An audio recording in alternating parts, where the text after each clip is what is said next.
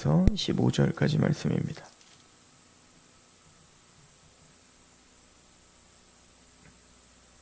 요한계시록 20장 11절에서 15절 같이 봉독하겠습니다. 시작. 또 내가 크고 흰 보좌와 그 위에 앉으신 이를 보니 땅과 하늘이 그 앞에서 피하여 간데 없더라. 또 내가 보니 죽은 자들이 큰 자나 작은 자나 그 보좌 앞에 서 있는데 책들이 펴 있고 또 다른 책이 펴졌으니 곧 생명책이라. 죽은 자들이 자기 행위를 따라 책들에 기록된 대로 심판을 받으니 바다가 그 가운데서 죽은 자들을 내주고 또 사망과 음부도 그 가운데서 죽은 자들을 내주매 각 사람이 자기 행위대로 심판을 받고 사람과 음부도 불못에 던져지니 이것은 둘째 사망 곧 불못이라. 누구든지 생명책에 기록되지 못한 자는 불못에 던져지더라. 아멘.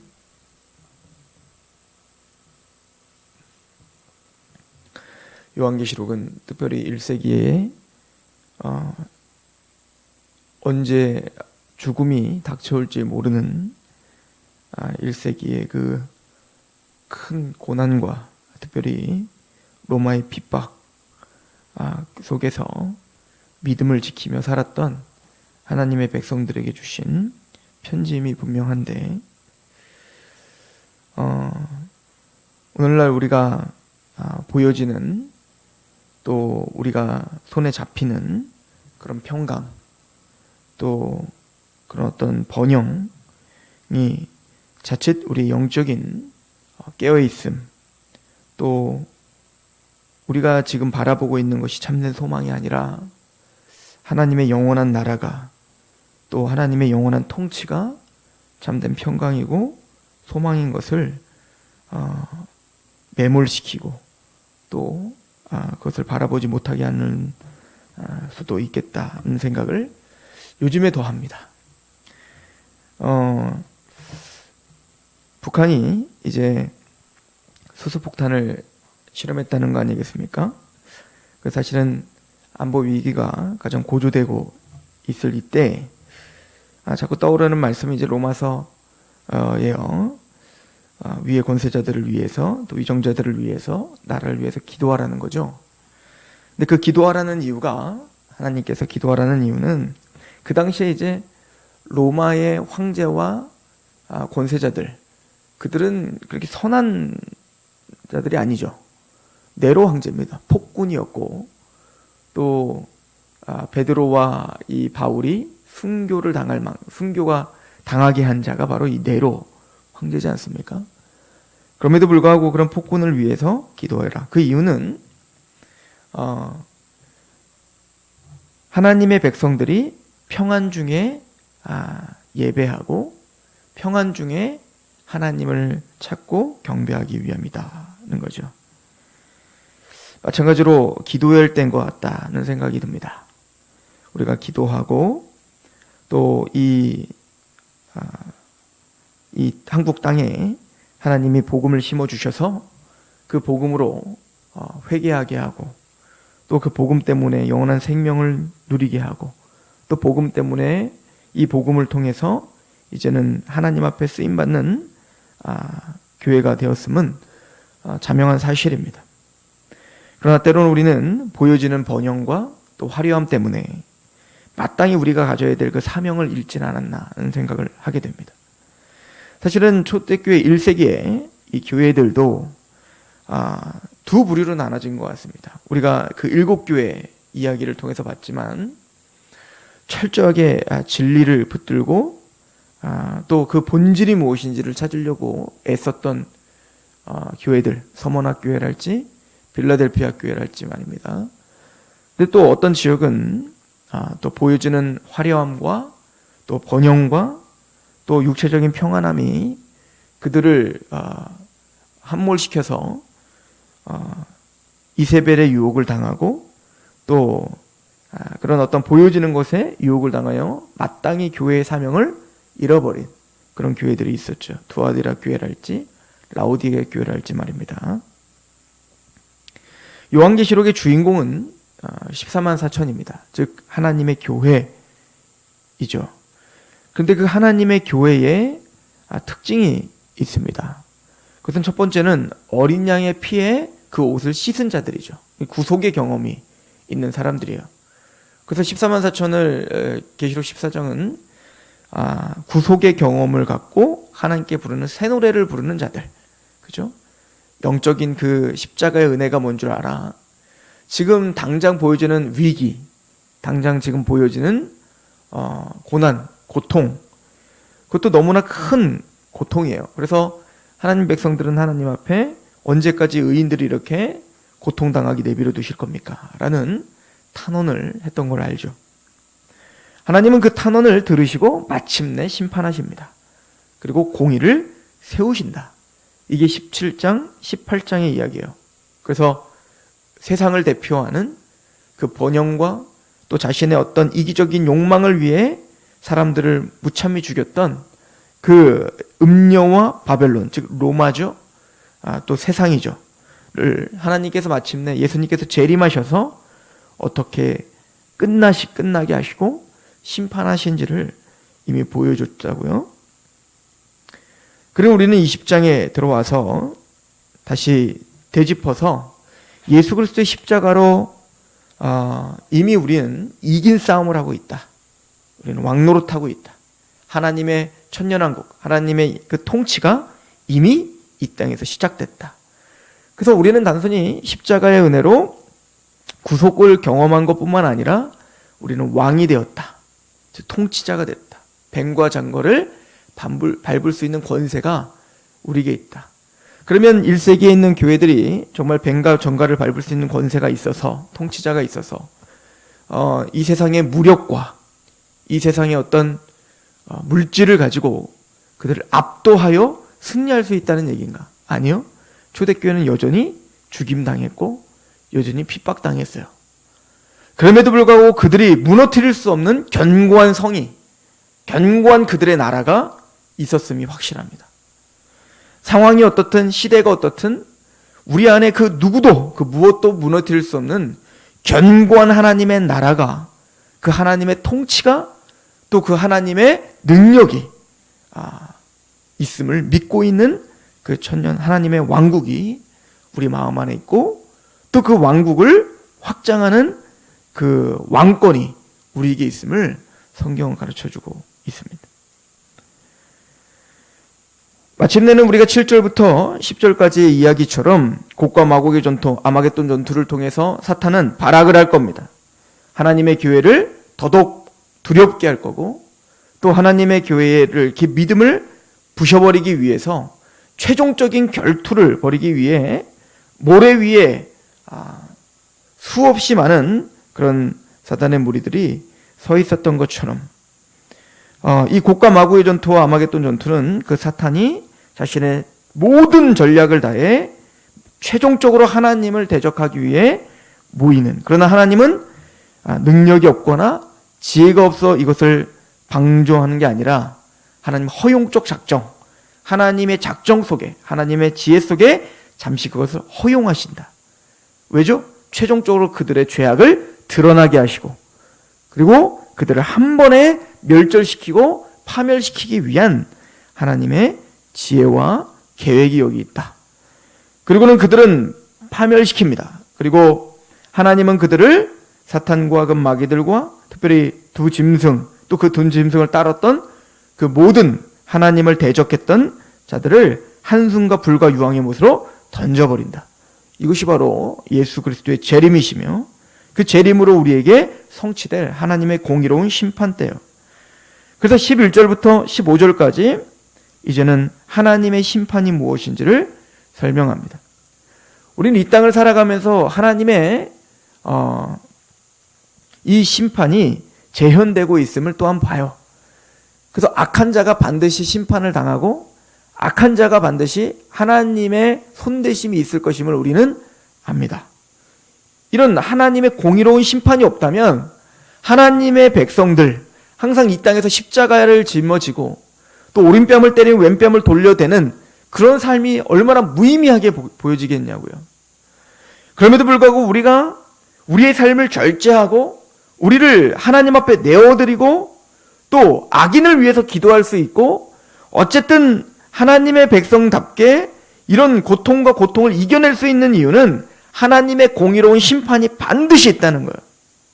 이 땅에서 그것이 보여지는 것 같지 않은 인생을 살았던 한 사람이 있다 할지라도 하나님을 대면할 때, 인생이 길면 70이고 강건은 80이라고 하는데, 그 100여 년 살았던 그 인생을 마무리 짓고 영원한 삶을 들어가는 그 문 앞에서 이제 그들은 분명한 심판을 당하게 될 것이다 라고 하는 것이죠. 하나님 그 심판대를 흰보좌에 앉으셔서 한다. 이건 뭐죠? 거룩을 상징합니다. 하나님은 거룩하셔서 그 거룩하심의 기준으로 반드시 심판하실 것이다 는 것입니다. 그 심판대에는 두 가지 책들이 있다고 합니다. 하나는 책들이 있고 하나는 책이 펴졌는데, 그 한 권의 책에는 바로 생명책이고, 그 생명책에 기록되지 못한 자는 불못에 던져진다라고 말합니다. 그러므로 그 생명책에 기록되지 못한 그 책들에 기록된, 즉 그 행위가 기록되고, 남들이 알건 내가 알건 모르건 하나님은 공의롭게 그 기록대로, 즉 하나도 그곳에는 원망과 시비가 없을 만큼 완벽하신 공의로 심판할 그날이 반드시 온다는 것이죠. 이 생명책은 무엇입니까? 우리 21장을 한번 가보시면 21장 27절에 보면, 무엇이든지 속된 것이나 가증한 일 또는 거짓말하는 자는 결코 그리로 들어가지 못하되 오직 어린 양의 생명책에 기록된 자들만 들어갑니다.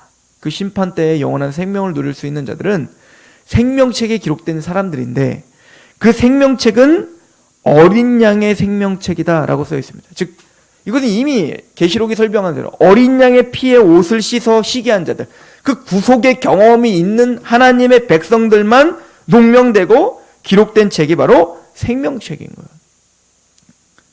그래서 예수 그리스도의 십자가를 정말 믿고 구원받은 하나님의 백성들은 이미 생명책에 기록된 것이고, 그리고 이 심판대를 거쳐 영원한 불못에 던져지는 이 공의롭고 두려운 심판은 없다.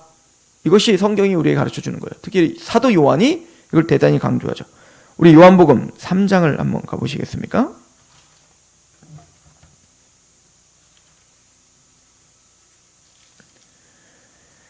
요한복음 3장 16절입니다.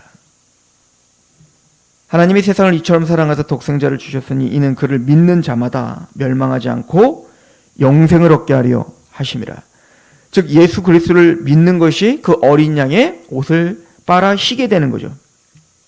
하나님이 그 아들을 세상에 보내신 것은 세상을 심판하려 하심이 아니요 그로 말미암아 세상이 구원을 받게 하려 하심이라.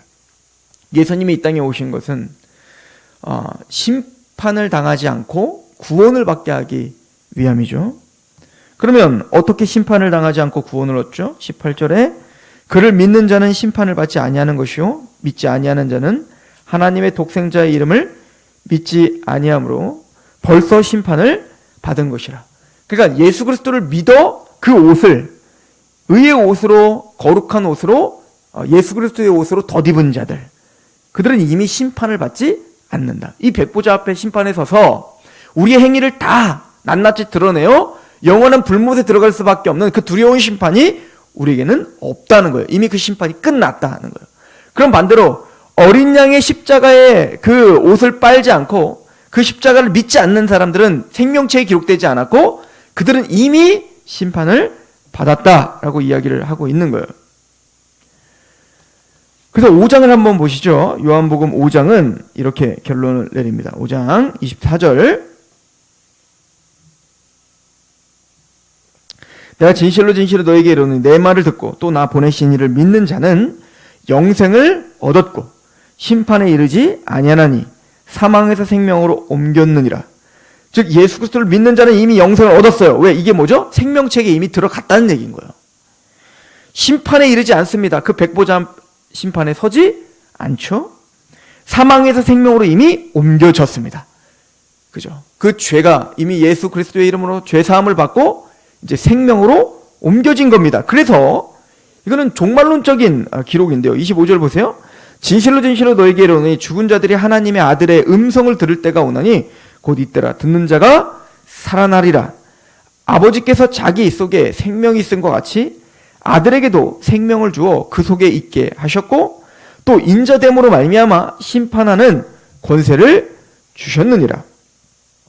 이를 놀랍게 여기지 말라. 무덤 속에 있는 자가 다 그의 음성을 들을 때가 온다. 이 마지막 예수님의 재림 때 이제는 그리스도 안에서 주님 안에서 자는 자라고 표현하고 있죠. 즉 주님을 믿음으로 죽은 자들이나 또한 예수 그리스도를 거부하고 죄책 가운데 기록되어 있는 상태에서 그냥 죽은 자들이나 모두가 다 예수 그리스도의 음성을 들을 때가 온다는 거예요.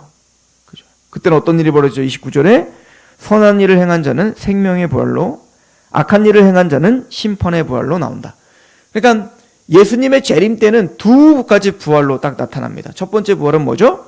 바로 예수 그리스도를 믿어 구원받은 자는 생명의 부활로, 즉 영원한 영광 가운데 하나님과 영광의 모습으로 새하늘과 새 땅에서 살 생명의 부활로, 반대로 죽음 가운데 이제는 예수 그리스도를 거부했던 자들은 심판의 부활로, 이제 백보자 심판에 서서 그 죄를 정죄받고 영원한 불못에 던져지는 부활로 나니까 부활은 두 가지 부활인 거예요. 이 요한 사도가 말했던 이 모든 배경을 갖고 지금 요한계시록은 말하고 있는 거예요. 다시 한번 가볼까요? 요한계시록 20장. 그래서 그 백보자 심판 앞에 섰을 때 20장 11절에 내가 크고 흰 보좌와 그 위에 앉으신 이를 보니 땅과 하늘이 그 앞에 피하여 간 데가 없어요. 또 내가 보니 죽은 자들이 큰 자나 작은 자나 그 보좌 앞에 서 있다는 거예요. 그래서 죽은 자들, 이미 이제 예수 그리스도를 믿지 않았던 그 악한 자들이 모두가 다 영적인 생명, 거듭나지 못했던 자들, 그들은 모두가 다 하나님 앞에 서서 이제는 심판을 받게 됩니다. 그리고는 그 책들에 기록된 대로 그 행위대로 심판을 받습니다. 우리 13절에 보시면 바다가 그 가운데서 죽은 자들을 내주고, 이 바다는 이미 계시록 13장에 용과 두 짐승의 어떤 올라왔던 곳이지 않았어요? 첫 번째 짐승이 올라왔던 곳이 바로 이 바다입니다. 즉 악의 상징인 거예요. 즉 그곳에서도 뭐죠? 죽은 자들을 내주고 또 사망과 음부도 그 가운데서 죽은 자들을 내주냐. 지금 무슨 얘기? 이거는 이미 그 악한 짓을 하고 죽은 자들, 그 사람들도 다 다시 살아날 겁니다. 왜 살아나죠? 그들은 악한 일을 심판받기 위하여 심판의 부활로 나오고 있는 거예요. 각 사람이 자기 행위대로 심판을 받고, 우리 심판의 부활을 하여 심판을 받고, 그들은 누구든지 생명체에 기록되지 못한 자들은 불못에 던져지더라. 그래서 영원한 불못으로 던져지는 것으로 이제는 끝장난다. 이게 하나님이 계획하신 운명입니다. 이게 하나님이 계획하신 우주의 결말입니다. 우리는 이미 이겨놓은, 또 이미 구원받은 하나님의 백성들에겐, 생명체에 기록된 하나님의 백성들에겐 이제는 그런 큰 소용돌이와 그런 무서운 심판과 그것을 통한 이제 영원한 불못이 기다려지고 있는 그 모든 운명을 우리는 바라보고 있고, 악한 자들이 말입니다. 그러나 하나님의 백성들은 이제 21장부터 시작되는 새하늘과 새 땅, 그들은 영원한 파멸로 들어가지만 하나님의 백성들은 이제 영원한 영광 가운데 들어간다는 그 해피엔딩을 알아요. 그래서 인내할 수 있는 겁니다. 그래서 오래 참을 수 있고, 그래서 지금의 고난을 장차 올 영광과 좋게 비교할 수 없음을 알아 오늘도 이겨낼 수 있는 겁니다. 사도 요한이 요한계시록을 썼을 때의 이 성도들의 상황은 대단히 심각한 상황이었을 겁니다. 대단히 두려울 수밖에 없는 상황이었을 것입니다. 그런 상황 속에서도 그들이 믿음을 지키고 그들이 정도를 걸어갈 수 있었던 그 힘은 바로 이런 종말론적 시각이 있었기 때문에 그렇습니다.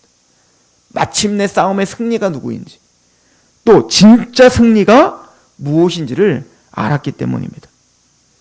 그래서 이 하나님의 백성들을 이렇게 표현합니다. 우리 요한계시록 20장 4절을 한번 보시면, 또 내가 보좌를 보니 거기 앉은 자들이 있어 심판하는 권세를 받았더라.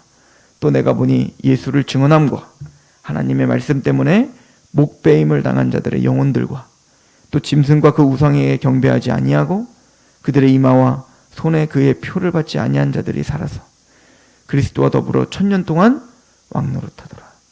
즉 하나님의 백성의 특징, 그 14만 4천 그 어린 양의 피에 옷을 씻어 구속의 경험, 그 예배자가 새 노래를 부를 수밖에 없는 하나님의 백성들, 그들은 예수를 증언함과 하나님의 말씀 때문에 고난을 짊어지고 사는 자들, 그런 삶을, 십자가의 길을, 너는 나를 따르거든 자기를 부인하고 자기 십자가를 지고 나를 따르라, 이 말씀을 그대로 믿고 그렇게 십자가를 짊어지고 그렇게 따라가는 사람들, 이 사람들은 바로 이 결말을 알았기 때문에 그 종말론적 시각으로 이 길을 걸을 수 있었던 겁니다.